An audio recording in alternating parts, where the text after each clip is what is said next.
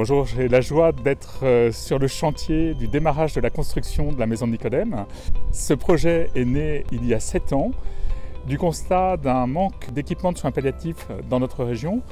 Pour vous donner des comparaisons, il y avait 3 fois moins de lits de soins palliatifs qu'en Bretagne, 6 fois moins qu'en Île-de-France, dans la région Pays de Loire. Et c'est comme ça qu'une petite équipe, il y a 7 ans, a décidé de construire cette maison de Nicodème. C'était un projet un peu fou et on s'est dit, mais si nous on ne le fait pas, qui le fera? La maison de Nicodème, ce sera une maison qui est située sur un très beau terrain, en plein cœur de la ville. On est à peu près à 10 minutes à pied de la gare de Nantes. On est proche de tous les moyens de transport. Parce qu'on tenait vraiment à ce que ce lieu soit au cœur de la ville et non pas à l'écart. Quand nous avons conçu la maison, nous avons demandé à l'architecte d'intégrer à son équipe dès le départ un paysagiste pour concevoir la maison avec son jardin et non pas concevoir le jardin après la maison. Parce que nous savons que le rapport avec la nature est quelque chose de profondément structurant, unifiant pour les personnes. Nous avons besoin de nous retrouver dans la nature. Ça fait partie intégrante de ce projet. Cette maison aura 24 chambres. Nous avons une autorisation dans l'immédiat pour 18 chambres. Tout le travail architectural de conception a été fait avec un triple regard. Bien sûr, le premier regard sur les patients, mais également sur les proches et sur l'équipe soignante, avec le souci que, comme dans une maison, chacun se sente bien dans cette maison.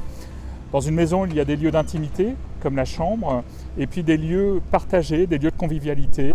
Et nous avons pensé chacun de ces lieux de manière spécifique, avec le regard de chacune des personnes qui vivront ou travailleront dans cette maison. C'est aussi une équipe de 35 soignants, 35 équivalents temps plein, avec bien sûr médecins, infirmières, aides-soignantes, mais également des gens qui auront des spécialités de soins de support, comme l'art-thérapie, la musicothérapie, un biographe, des psychologues.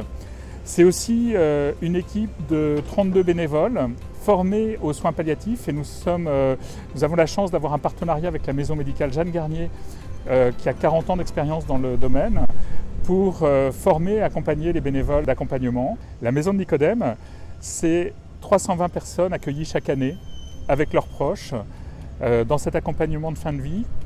Aussi des gens qui viennent pour un séjour de répit de quelques jours, de quelques semaines, quand la situation n'est plus possible à la maison. Ce projet innovant a plus d'un titre, en particulier sur le volet architectural.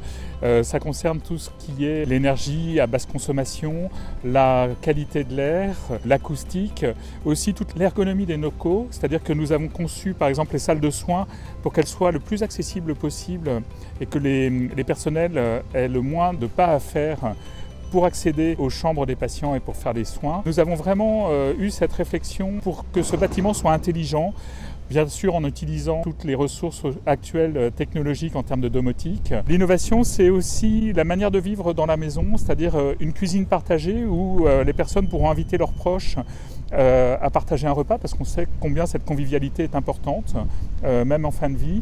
C'est pouvoir cuisiner avec les aromates qui auront été cultivés dans le potager de la maison. C'est aussi une cuisine ouverte sur le quartier où on pourra proposer aux gens qui le souhaitent dans le quartier de venir partager un repas. C'est aussi sur le plan culturel et artistique, pouvoir créer des événements musicaux, artistiques, picturaux au sein de la maison. Nous menons ce projet en partenariat avec l'Hospitalité Saint-Thomas de Villeneuve, qui est un groupe hospitalier très présent en Bretagne. Ils ont plusieurs unités de soins palliatifs, dont une à Rennes, et une très bonne expérience en la matière. Nous nous sommes retrouvés sur une vision partagée de l'accompagnement et de la manière de prendre soin des personnes. Comme le dit sa présidente, le faire avec compétence, mais aussi avec cœur et tendresse. Et il y a quelque chose de cet ordre-là dans l'ADN de notre projet, dans lequel nous nous retrouvons très bien avec le groupe HSTV. Alors vous l'imaginez, une maison comme celle-là a un coût. Le budget total de la construction, c'est à peu près 9,5 millions d'euros. Nous en finançons une partie par emprunt bancaire, une autre partie nous provient de dons. Et c'est pour cela que nous sollicitons votre générosité parce que nous avons besoin de fonds pour mener ce projet à son terme.